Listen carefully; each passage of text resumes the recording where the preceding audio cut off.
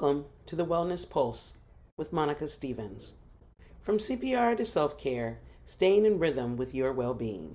Thanks for tuning Day, in. good day. Thank you for joining me today. I've got the ladies from HeartCharged here. So, ladies, why don't you go ahead and also introduce yourselves? Tell me. I'm Bethany. I'm Hannah. We're sisters. We both are living with hypertrophic cardiomyopathy or HCM. We are number 7 and 8 of 9 children. What else? Um, yeah, we besides, I mean, Hard Church takes up a lot of our time. But besides that, like I'm a freelance filmmaker, so I'm the one usually like, directing, shooting, editing, like all of the content and videos that you see.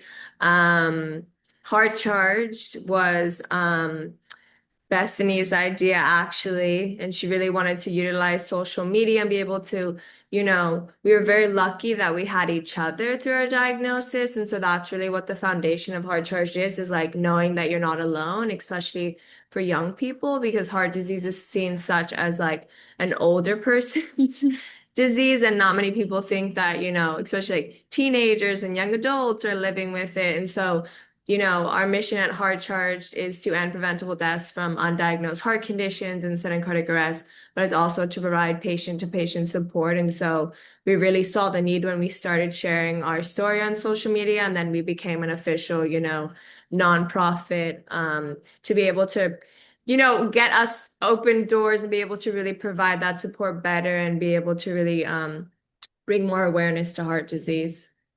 Really to break it down, so hypertrophic cardiomyopathy, hyper meaning excessive, trophic meaning growth, cardio meaning heart, and myo meaning muscle, and pathy meaning disease. So basically, it's a disease of the heart. It's characterized by excessive growth, always affecting that left ventricle wall of that heart. So basically, your left ventricle wall is abnormally thick, and then every time it is pumping blood, basically think that wall is so thick that it's almost like high-fiving or collapsing in on each other. So then that's what puts somebody into cardiac arrest or has like AFib or different things like that, because that wall is so thick. So every time it's taking a beat, it makes it harder for that blood flow to go in and out. And then you're losing that really needed blood flow to like keep you going, to keep you like functioning normal.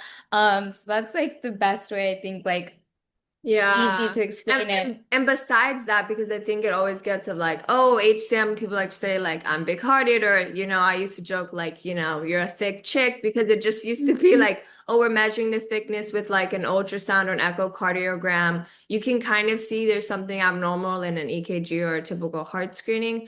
But then you also have, because your heart's overworking, it can become stiff and it doesn't relax and it can become scarred, which also leads to like arrhythmias or irregular heartbeats, which can lead to cardiac arrest. And then you have the fibers of the heart are not as organized as a normal heart, so they're more chaotic. So there's a lot of things that, can lead to irregular heartbeats, which then can lead to cardiac arrest. So, that's why there's that electrical disruption of the heart with HCM. And that's why it's typically like 1 in 500 people have HCM.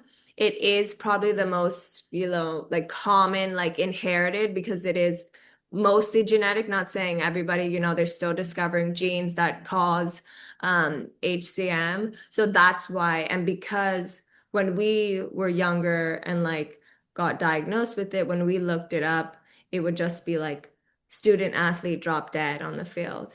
And so it was like, it was almost seen as, oh, it's asymptomatic, there's no symptoms, first sign is death. And you're like, that's And how do you say that's a sign of a Right.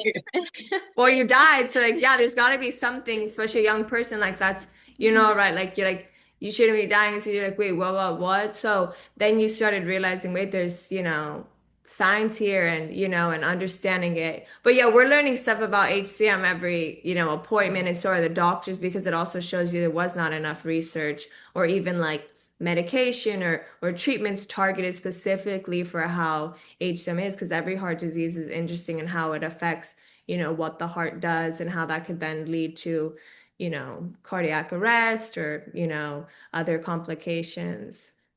That I'm sure you guys do a lot of kind of off the cuff teaching because of course I've seen you, Bethany, at a presentation with doctors, and I was actually after hearing about you about Heart Charged kind of like in the CPR world, then doing my own research. I just love the creative work that you guys do and how it's kind of like it's just fun. I wore this shirt for you guys. This made me feel heart. This was like my most heart charged shirt. It doesn't really say heart charged, but it felt like jolting, like the jolt. Yeah. Yes, I love it. Yeah. So, I was like, yeah, I'm gonna be turned up for these chicks.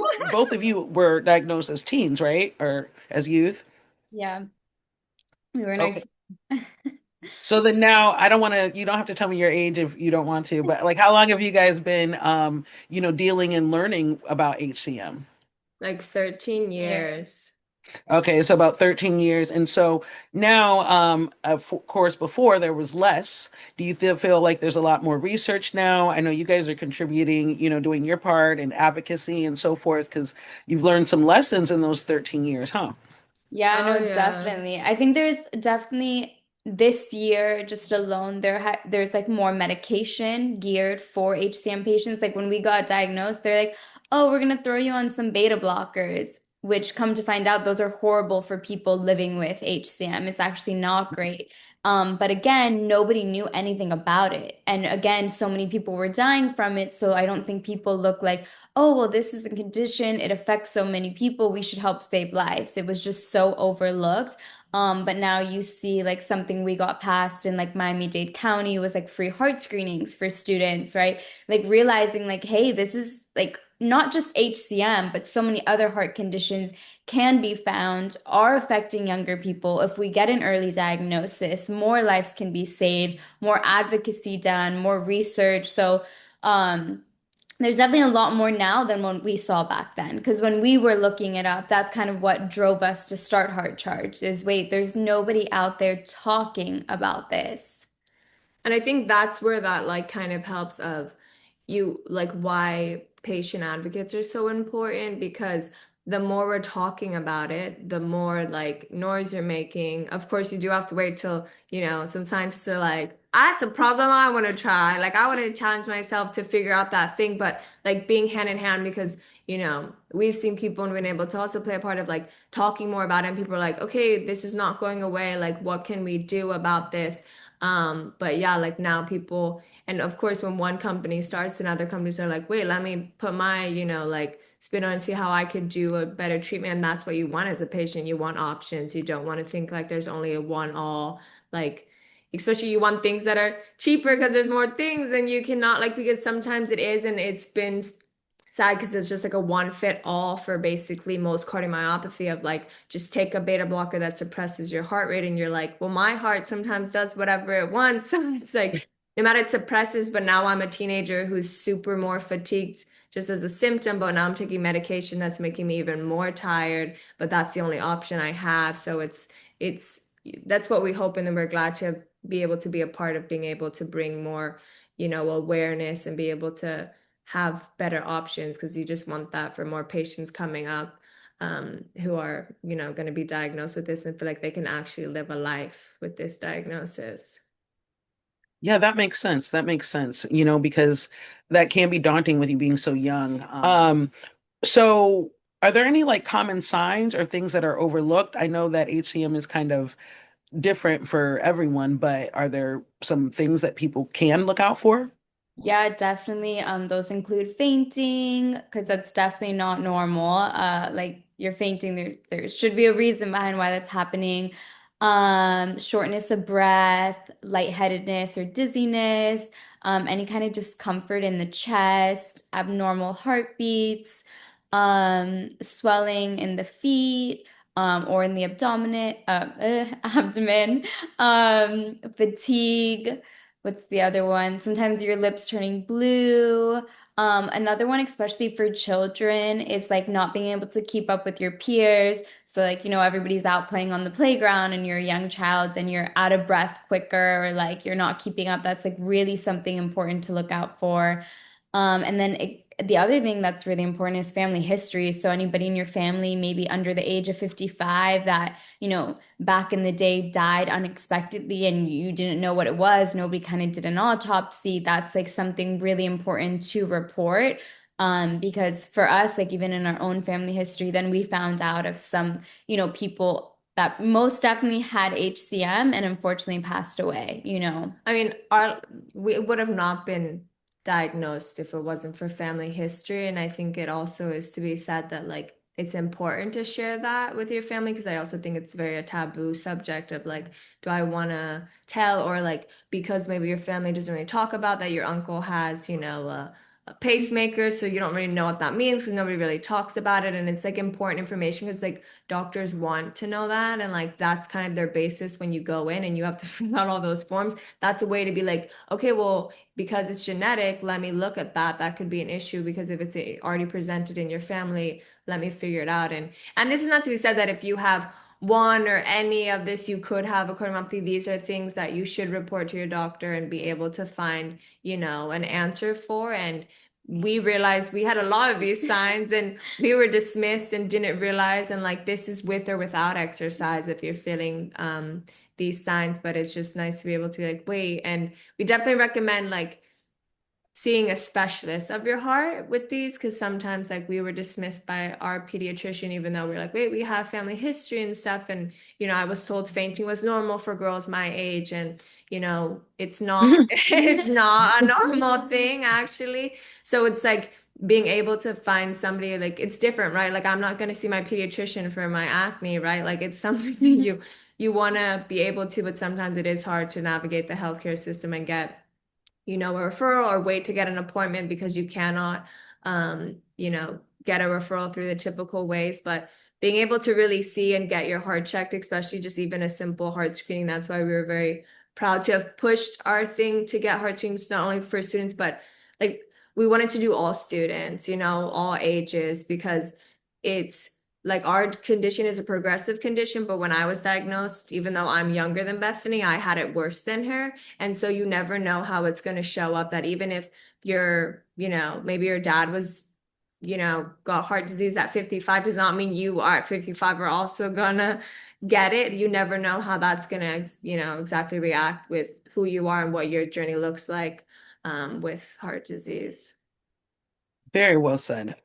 Yeah, so the heart screenings was through the school board. So that's like what they call like an item. So we had to get like a school board member in Miami-Dade County to kind of believe in the need for it and the want. And then that itself has been a hard and was a challenge. That was like a 10-year battle that took us for people to understand the need, and kids. And they've come out with like, at the age of 5, we should start heart screening our kids and well checkups every 2 years.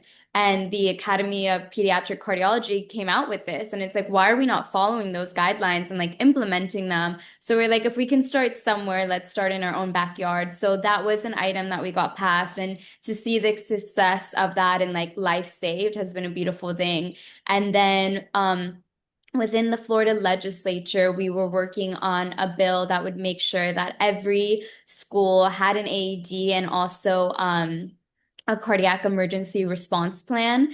I will say when you get in with working with legislature, it's hard. It's not easy. They're not the most friendliest or the most wanting to give their time for free or giving up one of their bill slots for a cause that they don't understand and don't get the need.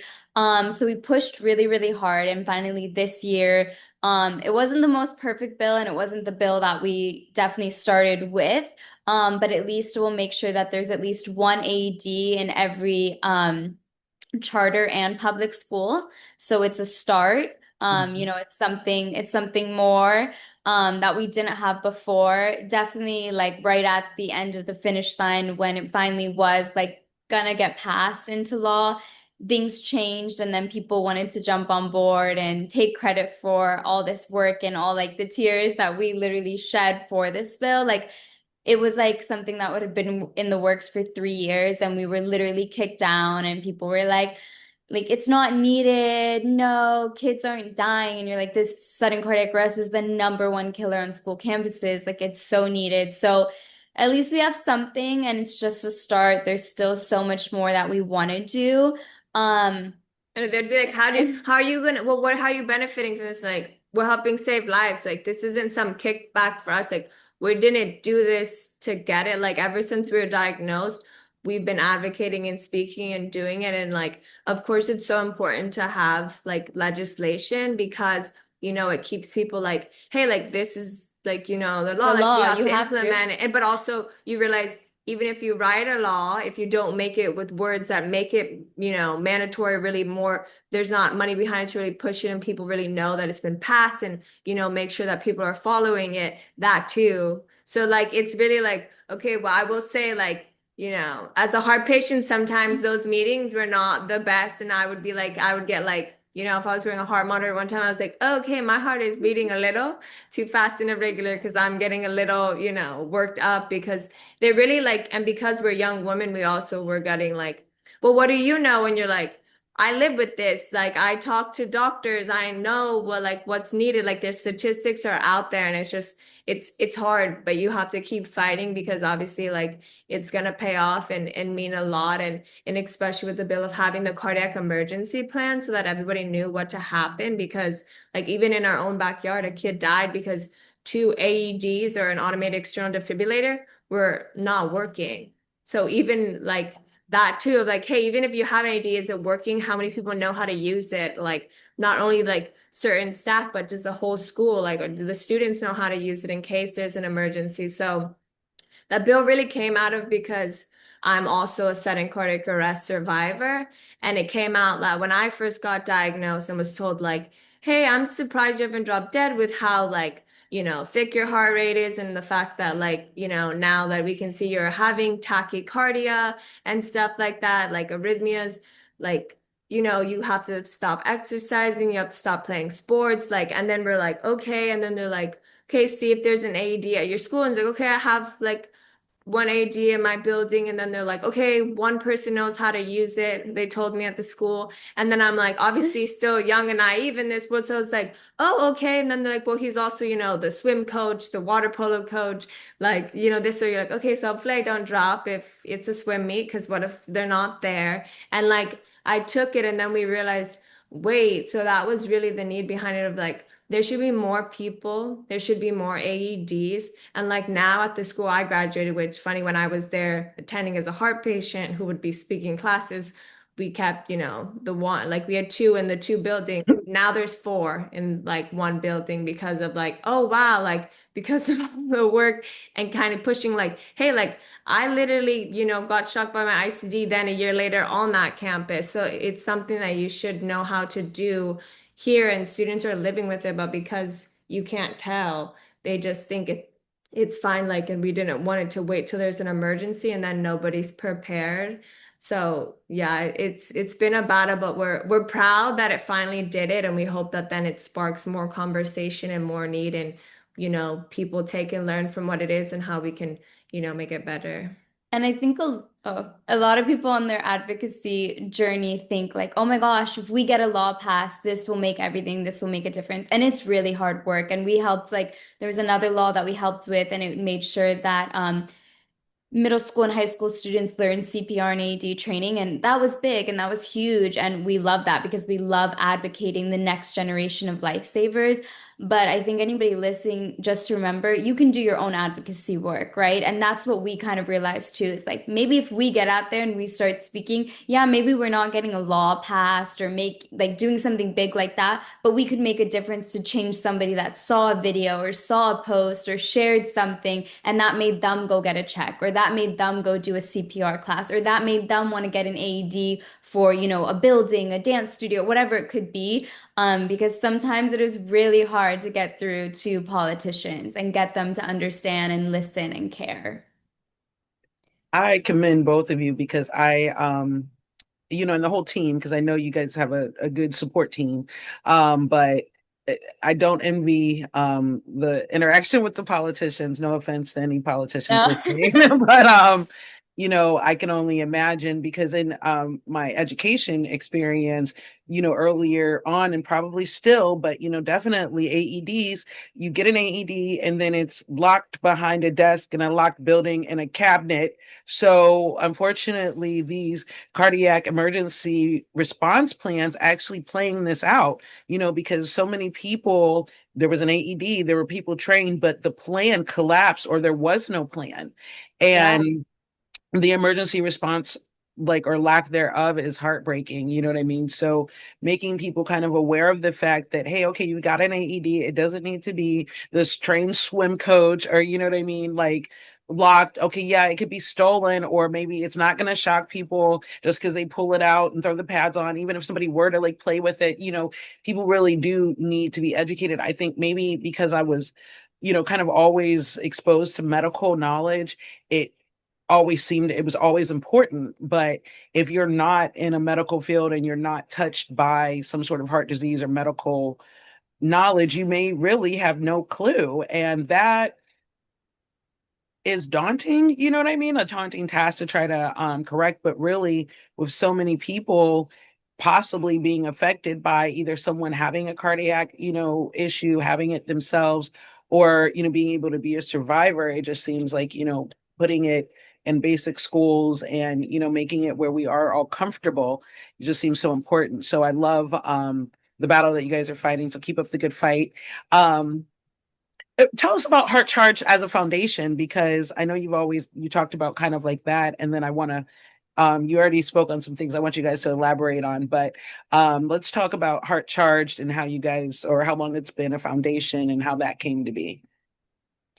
Yeah, so we started HeartCharge as an Instagram account, which I think makes us a little bit different than your typical, foundations, because right, they're like, we made the foundation now and now we have an Instagram to talk about that. We made the Instagram account to just be there, and then we saw such the need within that year, and that was in 2020. We started it in the beginning of the year. So now it's been 6 years, and then a year into that, realizing and being like, okay, again, we're two young girls to kind of be taken serious, like, oh, you just run an Instagram account to help patients. You're like, okay, how could we write, like, get care packages into the hospital for people who receive surgeries? Like, okay, how could we maybe get like grants to really help do bigger projects to reach more people? And then we realized, okay, we have to become a foundation, a nonprofit. So then that's been about 5 years of HeartCharge as a nonprofit. We've been doing indefinitely. It's me, her, and then our great support team is our mom, who also has the condition, and it's pretty much us three. And then we have some, our little sister helps us a lot. I have a best friend who helps. Like, we have great people who come in and just be like, hey, what can we do, as our volunteers. But it's very much us three doing everything. Like, people will even be surprised when they DM us that it's not some response like, hi, we'll get back to you in, 24 to 48 business hours. Like, hey, hi, like, it's me. Yeah. Like, we're the ones who are answering the messages, answering the emails. And I think that's where we've built a trust also, unlike most organizations, because it's like, yeah, you're talking to technically the CEO and president, on Instagram, or, hey, do you need to jump on a call because you're about to receive, implanted defibrillator surgery and you're nervous and you want to talk about it? And I think that's been really like the soul gratifying way of, okay, hey, like, how can I help people? And like, we're not, as you said, nonprofit, so we really make the nonprofit. But like, it's, helping. And then we realized too of like, hey, like CPR and AED, that's a knowledge that shouldn't be gatekept to people, that it should be more affordable. So we do free CPR AED trainings. The only time we're charging people, and it's pretty much a flat rate of like, oh, do you want a card? Like, or you need a card? Like, here you go. Like, you just pay for the card. But otherwise, that like, we're taking our time, like teaching people. And like, I think we also realize like, how do we make it more understandable? Where, because when you sometimes think like CPR, you're like, I'm about to sit what for 4 hours? Like, that's going to be a lot. It's like, how do we make a music video and get people, especially when we talk about the young people, because that's who we should be teaching. Because if we teach them right now and correctly, they'll be able to be like better adults. And now it's a lot of like myth when we teach older people, because they've heard of like, oh my gosh, right, like what if the AD like hurts, or like things that people have heard or you've seen in, media representation. So like, we're like, okay, so a lot of us, yes, we use Instagram as our hub and that's where we connect with a lot of people. But we also realize like, right, like how do we make resources that general people, because 85% of people technically living with our condition are not diagnosed. So it's like, besides helping the patients that are, how am I reaching that other huge demographic to be able to know why should I care about getting my heart screened? And it's been cool because anytime people see AEDs, they, think of us. Or there was a recent episode with the Pit about like, women's breasts and doing stuff. And they're like, we thought of you. And it's like, okay, I'm glad that you thought of me when you saw that thing, because I'm glad that I brought that into you. And I think that's when Bethany was touching on like the power of just talking to people or sharing stuff in your own community, how much power that can have. And you may not see the effect immediately, but you'll see it later on, and that people are thinking and being like, oh, because of you, I never would have thought about this or even considered, getting my heart checked or worried. Like we'll do presentations and, we'll have students come up after presenting the warning signs, and they'll be like, they're like, I have all of those warning signs, and like I didn't think I should go. And you're like, yeah, no, please, like go see your doctor. But it's because they never even thought that information wasn't presented to them of like, oh wait, like I just thought like, oh, it's just me, I don't need to worry about it or whatnot. They didn't feel empowered. So I think that's also something we bring. But the awareness is a big part of what we do at HeartCharged, because we're like, it's one thing to be like, hi, please help us give money so we can help patients. And they're like, wait, what kind of patient? Oh, heart patients. Oh, okay. Thing. Like, it's like, okay, how do we get people to care and know that, oh my gosh, heart disease is the number one killer of women. Oh my gosh, yes, sedentary, number one killer of kids on campus. So it's like, how do we get people to really realize that the statistics have been showing that this is an epidemic? Like, as many people died in the worst year of COVID, die every year from sudden cardiac death. So why are we not addressing that? And so we realized there's just so much work to be done in the awareness space. And we thought, like, we're creative people. How do we make it where people are actually conversating about this, and it's not just something someone's going to swipe and ignore, but really grab their attention and like move them to action? As an instructor, a female instructor, and I've been teaching for well over 15 years, right? I didn't realize until I got to being around other instructors, some of the science, because, my first degree is in journalism, but journalism isn't what it used to be. So I'm not really a lot into TV, and I miss a lot of things that I guess unless they're kind of bought to me, or maybe if they're on social media, it's something snazzy or something that stands out, or through the selective channels that I have for, news or whatever. So the statistics that women were less likely to receive bystander CPR even evaded me for a long time, and when I became aware of such, I too wanted to get like, what can I do? I know you guys work closely with Abby. She was one of the, Abby Namath was one of the first people who really kind of, I saw, who was just up there, and I just love her, so she's up there really like gallivanting and bringing some statistics, and Lindsay Benz. And, so between the two of them, HeartCharged came up, and I was just like, wow, that sounds really cool. And so then, I just love like some of the creative stuff, and I know we'll get around to some of the other artistic stuff that you guys have done, but I love the fact that you're not run-of-the-mill business people who are like, I'm going to start a foundation and so forth. And I too have kind of realized in my own lane what you guys realize, like, oh, so to really be effective, I'm going to need a foundation, So, because I want to, like with the book, I think I'm trying to that's my own take on, hey, this is something like that shows the people who are, this is actually happening to. It's not who you think. It's not what you think. These are people who are actually out here just living their life, normal people. This could be you. This could be your best loved one. This could be your mom or your dad or whoever it is. And, we just need to, realize how important this education is. That you've actually, Hannah, you've actually experienced, you're actually a survivor. So you said that you had a situation at campus as well as at home. Yeah, lucky me. No, so Well, no, lucky you because you're here with us. no, yeah, I'm extremely grateful. Like that is something that I think, because it's in this space too, you meet people who've like unfortunately had loved ones pass away, and that is a beautiful way to start a foundation in sense of honoring somebody. And so we do not take lightly, like right, like we had no say that we got to still be here. But that's really what keeps our, pushing and pushing, because we want more survivors. I think that's what really irked us the most, that these were preventable deaths, right? Whether it was somebody could get an earlier diagnosis, or the fact that the school could be more equipped, or the area where it got it to be able to have ADs for people to know CPR. So I had my cardiac arrest actually when I was sleeping. So it just hit 11 year, well, yeah, it will be 11 years this year, that I was, on a random day at 3, like in the morning, my heart rate went, like I have a scan because I have an implanted cardioverter defibrillator, because like my thickness got even more after I was diagnosed, and because I was having more episodes of irregular heartbeats, they're like, we want to make sure that you're protected.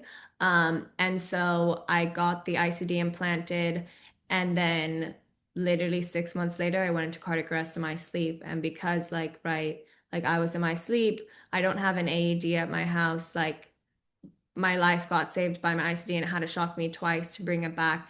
I looked back at my old records, and it was like actually my heart was beating at an average beat like 400 and something beats per minute. So obviously it's not really beating. And when people think about that, hence why it's called like a defibrillator, like your heart is just fibrillating because it's not able to pump, because it's beating so fast. And right, like if any of the listeners, if you try to count how fast you could in 60 seconds, you're not really reaching 400. So you can imagine how that's not really affecting. So yeah, it shocked me once, shocked me twice. It did not wake me up, the shock. I continued sleeping, went to school the next day, did not know until I went a month later for like my 6 months checkup for my ICD. And my electrophysiologist, who's a doctor who oversees, the more electrical part of your heart, was like, thank God, which, doctors not really be thanking that person. So like, she was like, this is why we get it implanted. And that really woke me up, because obviously looking online and seeing that, yes, this is a deadly heart condition, right? Seeing that this first sign could be death, to realize like, oh, I was there. Like I literally would have been dead at 17 if I did not get my heart checked, if I did not have this device, right? Like I was sleeping alone in my room. And like, I read of other young people who were around my age who died in their sleep, right? Because nobody knew. And it's not like, I'm making a whole bunch of noise when I'm going into cardiac arrest in my sleep. So that really obviously at 17, your mortality you're facing with it, I'm not walking around school like other kids. I'm thinking a lot now more differently about my life and what it means. And I think that's really what also kept us moving with the advocacy of just like that survivor's gratitude. Because I know sometimes people feel like regret of like, I don't know why I'm here. And I think it's just like, make the most of your life. I think anybody would want that in, your situation. And then a year and a half later, I came back to school to do a performance with my best friend. I'm on stage and I get shocked twice again by my ICD, not knowing, because that is not something like you get when you're conscious, that like your doctor doesn't shock you and go, now you know what this feels like. Like that is a big fear people have of like, what does a shock feel like? Most of the time people don't feel it because they're unconscious, but because I'm having a device and my threshold was lowered since my heart rate was so high, they wanted to catch more of it before it went so high. But because it was lowered, I kind of got like pre-fired, because it was like, okay, it's beating like in threshold of like too high that we want it, and it's going for too long. So I kept doing the performance. If you want to see, it's on YouTube, it's on our YouTube page, it's on our Instagram page. That video of me getting shocked, which is not, you don't normally see people getting it because they're usually not filming when it happens. But because I was in a public setting, not knowing, people in the audience didn't know what was happening. I didn't fully know what was going on until after, where I was like, wait. Because I was like, I thought my friend had really hit me hard because we hadn't kind of practiced. And she was like, I didn't touch you. And I was like, no, like it hurt. And then we watched the video, and then you see her like over here and I'm over here, like nowhere near. But because like, I'm performing, my brain's kind of going, because obviously my heart's beating pretty fast. So then it was like, oh my gosh, wow. And it's been cool because even with that video, it's helped other people who've been shocked and being like, hey, okay, if that little girl could get through it, I could get through it and stuff. So it's been an interesting journey. I've not been shocked since that time. So it's been like 8 years or so, but it's been too cool, I think, for most patients healing up like, okay, I went through this and how can I help somebody's journey be a little bit easier through like the pain and the trauma that I've been through to be able to give back and help people on this crazy journey. Wow, I'm gonna have to definitely check that out because you're right. You don't see people um experiencing, a shock. Like people have told me about it, but you don't experience it. So thank you for sharing that. I wasn't sure. I didn't know you had two instances. I knew about the instance at home. So thank you for sharing that. So maybe viewers can check it out. But any tips on like dealing with HCM and all of this that surrounds it, like with mental health, like having actually had your ICD go off, with Bethany, with you being, this your baby, or well, listen, I know she's not the youngest sister because I met little sister. In fact, when I talked to your mom, I didn't know. I said I couldn't remember. I said, "Oh, is this little sister?" Because she was like, that's how she introduced herself when we were in the back. Or I was like, "Oh, you're little." She's like, "Yep, I'm little sister." And so I called her that all while we were out in Arizona. So I was like, "Oh, is this little sister?" She's like, "No, I'm the mom." That's good. That's a good compliment for her. So, Yeah, I think a big thing that we've seen, especially with young women, like a big mental health factor is getting an ICD because you're a young person, you don't know what that looks like. And anytime you've ever heard of like an implanted defibrillator or a pacemaker, people think of an old person. So we get probably like at least like a couple a month of somebody reaching out to us saying, hey, I got diagnosed with either HCM or another condition that, that they need a defibrillator for. And they're like, can you talk to me? Like, what will this look like? And I definitely struggled with it. I'm a person with body dysmorphia. I struggle with my body image, how I look. And unfortunately, when I got my defibrillator, I was scared. How was I going to look? How was I going to perceive it? And I have had people make comments about it, been made fun of. I've had all the bad about having my, my SICD that I used to have in my side. And then I started realizing like I found confidence and beauty in it. And so I started sharing that. And now other young women, especially, but men too, have found the confidence to go forward with this life-saving treatment and to be able to get it because they see somebody else that looks like them living with it and looking like, hey, I can kind of live a normal life.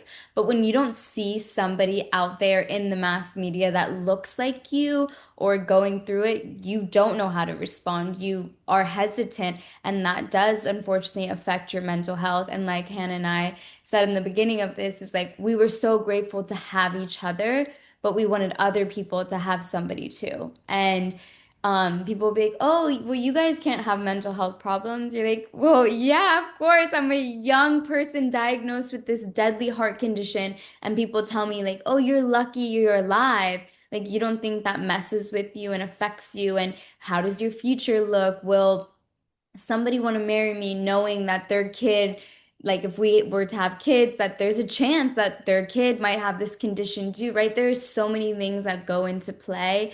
And unfortunately, it's not talked about enough, I think. And that's like something that we're like trying to do more of is like talk about the mental health of living with a heart condition. yeah, this year we have planned to do some content that brings also just more like resources because sometimes you can't find a therapist or like, or afford one or stuff like that, that like little things that you can do. And I think people are always like, oh my gosh, you guys are such like, you're laughing, you're smiling. I'm like, yeah, I laugh because I mean, I still cry too, but I enjoy laughing more than I enjoy crying. So you're like, yeah, like how can you make it? And I think patients just want the real look. And I think when we've shown both, because we're also not a page that just wanted to focus on like, look at me, like I'm doing so great. And I know some people, that's what social media is to them, is where they can just maybe just focus more on the positive things in their life. But we realized that we could really build a more deeper community and connection when we share that, like, hey guys, like I'm really struggling today. Like it's been a rough day right now. And like, yeah, and sitting with those things. And because of my cardiac arrest, like that's also when Bethany had a few like fainting episodes. That's really what like, because your doctor will look at like a risk assessment of like how much are you at risk that you would need an ICD. And because you have a first degree relative i.e. me that has a cardiac arrest, like that's what really got her to also have the ICD. So then you don't feel like me as a sister, like, oh wow, like, yes, I'm glad my sister has it now, our mom has an ICD and they can feel safer, but then you don't feel some guilt of like, oh wow, because I did this now, like you're more at risk. And like it's a lot. It's a lot. The mental health could definitely be more, like, I think there could be more referrals to seeking it. No one ever told us we should go see a therapist after being, diagnosed in your teens. And that's such an age of where you're trying to figure out who you are. And then you have a long list of no's that were yeses literally like months before because you were not diagnosed and no one thought like anything, that you couldn't be doing that stuff. So it's a lot, and we're just trying to do our part to really help. And I think it's just sometimes nice to have somebody who you can talk to who gets it, right? Like, I'm not here to solve all your problems. Sometimes people just need to talk and just let it out, and it's a safer space because, yeah, when you talk to your loved ones, obviously they're going to worry about you and look at it, and sometimes you're just like, let's laugh about this crazy thing, or cry. So that's what we try to be like, hey, we're friends here. Like, if you want to laugh or talk about TV shows and maybe not want to focus too much on your heart thing right now, like, we're here for that, to be able to offer that kind of support for people who follow us. Awesome. And that's why I wanted to ask, because through this journey, even as a advocate and a nurse, I was blown away about just how much even someone who I think is, um, an advocate for complete health, like mental health and stuff, just how much I didn't think about the journey to survival, and I think it's because, when you're working in medical, you see them at different points, like either when it first happens and then not afterwards, or maybe like way after it's happened, but it's not like ongoing. So until I started really getting into the reason of why I teach CPR, um, and getting to know some of the people behind the stories, did I see the mental health, just journey. I mean, the story is like, it's almost like people are almost like celebrities to me. And I mean, I don't make it like fanfare, but it's like I just feel like I relate, like, wow, I can't imagine what this was like, or as best I can in an advocate type of way, and not making it like weird, because I realize it's like a delicate thing, but I realize just how much the having like these support groups, which is where I met a lot of people who were kind enough to share their stories or brave enough to share, and allowed me to really be inspired, and so that's why I asked if there were some tips or some things, because we don't often think about the journey. It's like, okay, you survived, great, what I mean, you're lucky to be here, let's keep it moving. And there are so many different things, like you talked about, growing up, and, having to make the choice, what I mean, and those are some pretty heavy things. um I kind of want to switch gears a little bit, but it's kind of probably in the same vein, because as, young women who were diagnosed, did you guys ever have any controversy maybe with people, what I mean, you guys are pretty women, with maybe people not taking you seriously with your cause? Oh, absolutely. There is so many people still to this day that like companies and stuff will be like, oh, you guys are like young women and like we don't want to, like they don't take us seriously. They think like we're just doing this to do this, but like we're doing it because we have so much passion and so much drive. And like going back to when we talked about like advocacy work within the legislature, there was people, I used to work in the Florida House of Representatives, and there was actual politicians that thought I didn't have a heart condition, and I lied about that and I made that up.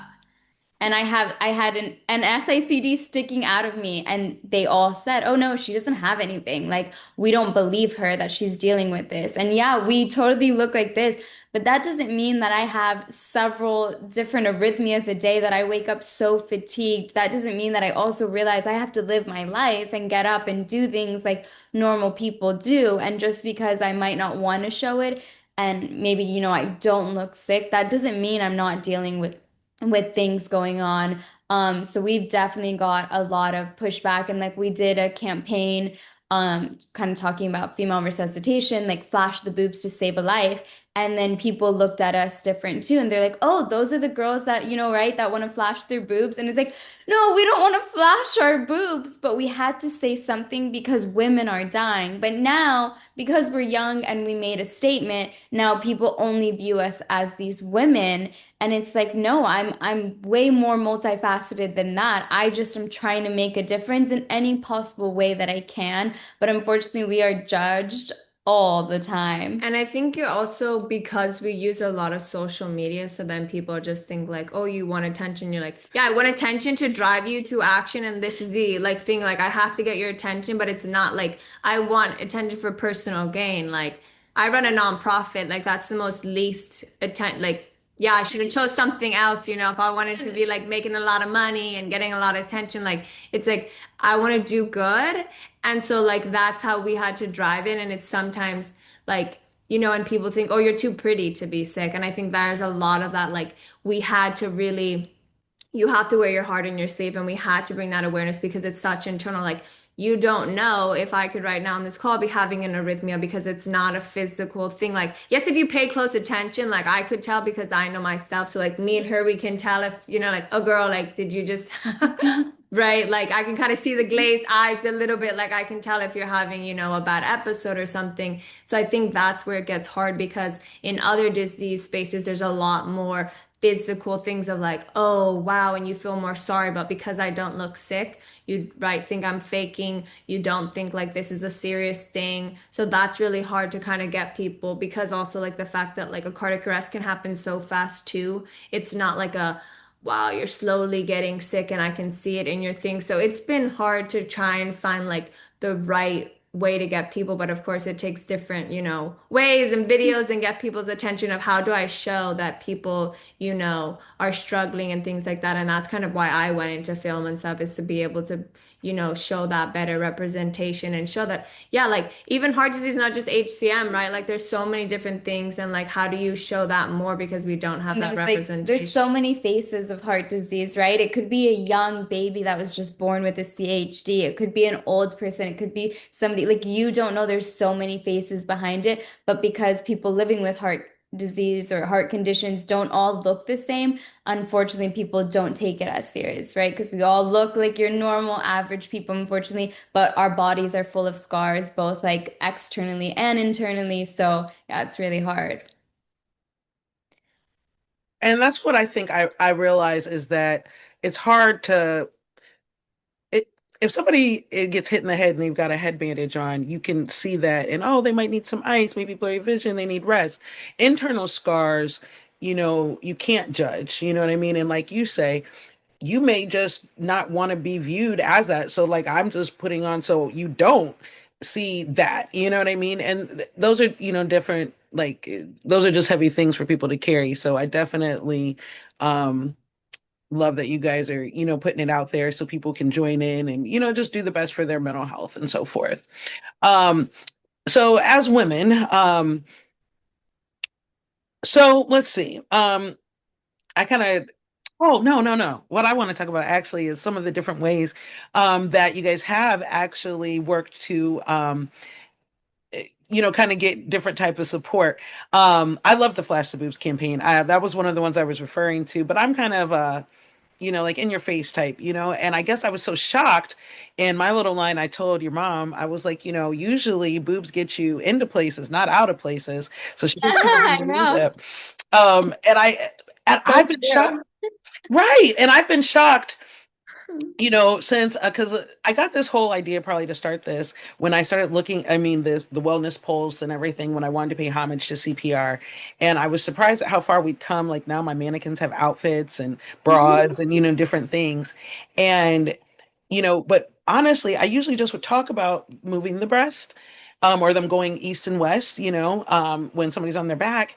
And now it surprises me still how many people don't know what to do when the bra is on or like the pause. So what would you have done if this was a real situation? You know what I mean? Like, so being able to just like educate people, I think is really cool. And so you guys were doing some stuff that was pretty cool and different, too.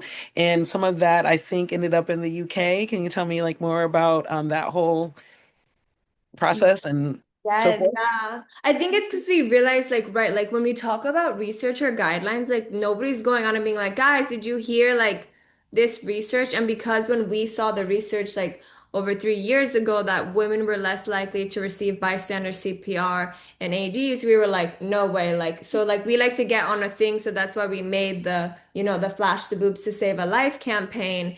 And then we took a while to kind of think of how we wanted to strategically do it because we're a family friendly account, right? Like we make stuff for all ages for people to learn.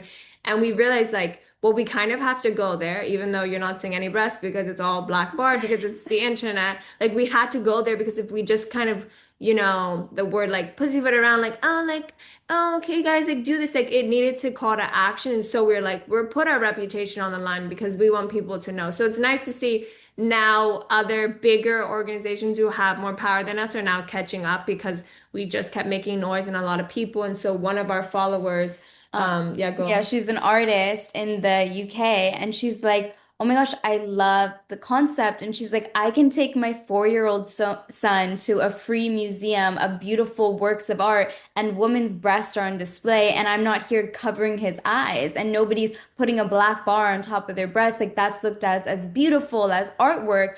So why, when it comes to a woman who is lifeless there, why are we hesitating because she has breasts, but we're willing to like go and look at them for free, right? So like, how does that make sense? So then she's like, let's start the sudden cardiac art exhibition. And so basically we were able to and gather artists, some with heart conditions, some who just love the cause, and create work and was like, make you look at it, right? So now it's a painting and there's breast out and there's like these beautiful famous artworks, but now instead of like, the normal Venus, she's standing there with her breast out and AED pads on. And it makes you look at it differently, right? Like, okay, there's breast, there's an AED. Like, why was I so hesitant before? And it's just amazing to see that art exhibition and how it's grown. And then it went to the Keck School of Medicine. And there's just like more, I think, still coming, hopefully, Yeah. from that. There's other places that are like, I want to bring it to my country or to my town and like really be able to push it. But it's crazy because like even asking people to help, like we pretty much self like and again, we don't have much money, like pretty much funded the project because we even asking for like donations from other AED companies, people who make female mannequins weren't even that supportive. They're like, oh, we don't have the budget. Like, we're only asking like $500 just to like put like we made little books of all the artists. Like we help support, like, okay, you couldn't print it, like how could we help? And like we had 80 pieces from 40 international artists, and like it was a really beautiful way that like when you saw breasts, you saw the AED pad. So like like a picture's worth 1,000 words, that you saw that and was like more focusing on the beauty of life saving than being like, oh wow, breast or whatever. Like, and we had like an opening day for the thing, and we had people of all ages coming and like being able to talk and like really able to change the conversation and be able to look at it. So like that's where like we could offer you artwork, right? If because that's considered art, but then somehow if it's just a picture of me, right, with my breasts out, that's like, oh, that's something different. But like that's how we could be able to address it because like we said, we wanted a creative way that got people thinking, but like was like, yeah, what are these famous pieces that already have breast out that then we can use to be able to put the AED pads that people are like, this is what we're talking about when we say flash the boobs to save a life.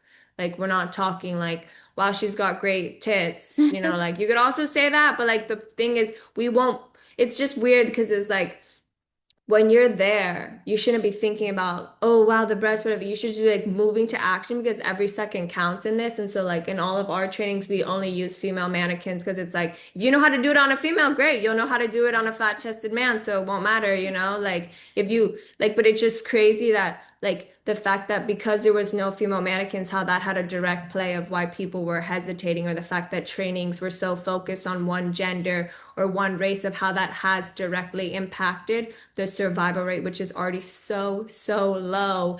And now we're then playing into then having so much bias in here when we should really be focused about saving as Like, many lives as we can. like, how does a lump of tissue stop you from saving a life, right? Like, a man is laying there and we have no hesitation at all. But when it comes to a woman that cannot speak for herself and you know what to do, why are we hesitating? Yeah. Why are we hesitating? What do you guys think is what do you think the reason behind that is for the hesitation? I mean, we've heard all different things, like people saying like, "Oh my gosh, well that's a woman's breast," and like people saying like, "Oh my gosh, you can't like I don't want to touch them," and her to wake up and be like, "You touched my breast." But like, yeah, I get that, but that's touching her breast and she told you not to, right? This is somebody that cannot speak. You know that they're about to pass away if you do not help them. Why are you not helping them when it comes to that? And I think unfortunately people just don't want to like put any pressure on themselves and they don't care enough. And it's like they have this mental block and it's like, okay, well, I don't want to be held accountable for anything, but you wouldn't hesitate on a guy like in the same situation, right? And so, And also like even the whole like work with the Me Too and Time's Up movement, and then people using that as an excuse of like, well, you women complained. Like you decided to now but that was because you got all these men like finally, you know, like responsible for how like inappropriate they were. And then we're like, but we literally like it's not like we're just saying flash the boob. We're saying to save a life in this one circumstance.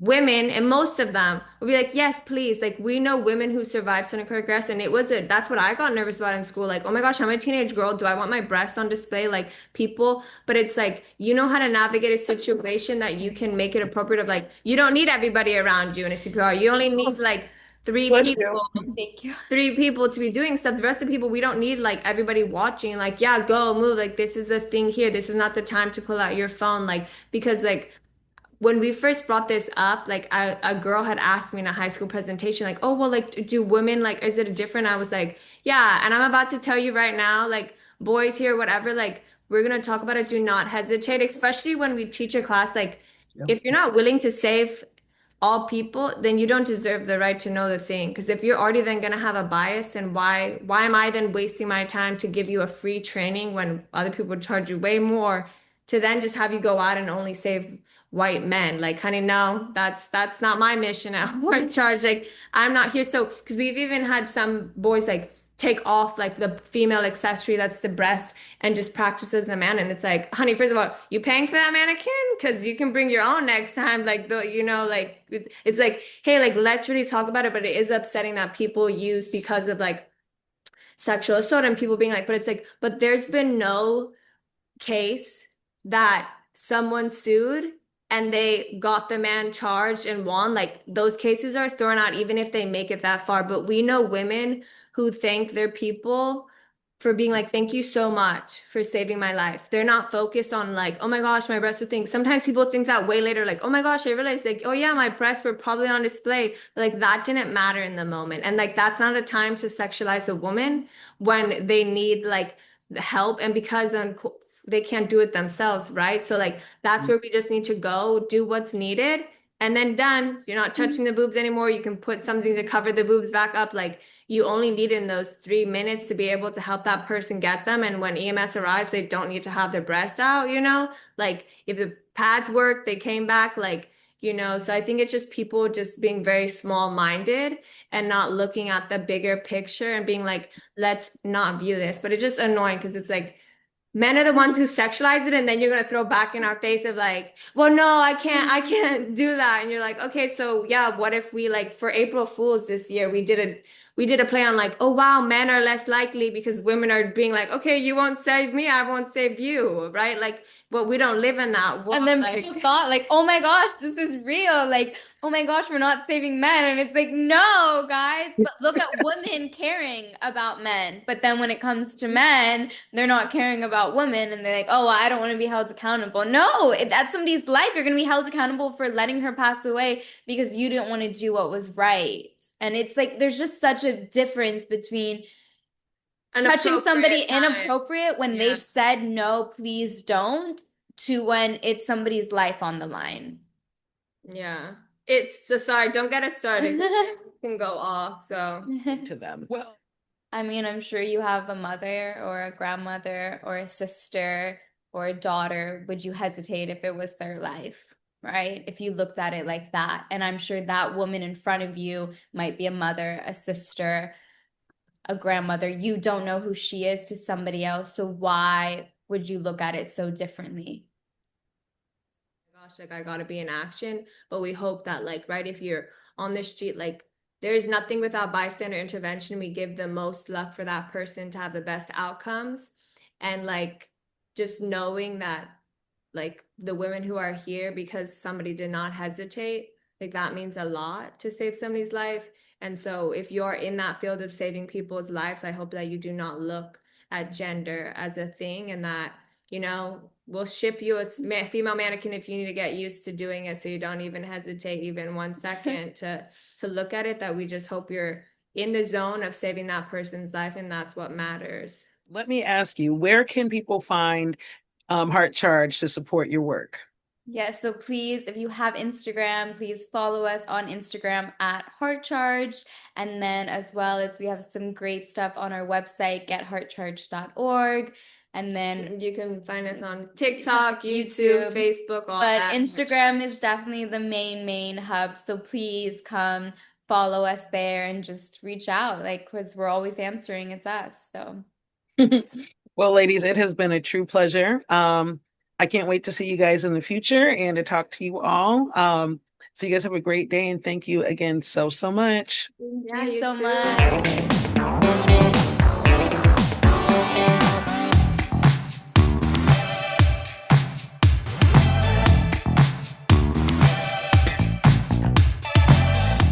Thanks again for listening. If you or anyone you know needs to learn CPR, first aid, or a life-saving skill, please contact People's Choice CPR and Safety. From CPR to self-care, the Wellness Pulse is staying in rhythm with your well-being. I'm Monica Stevens. Take care.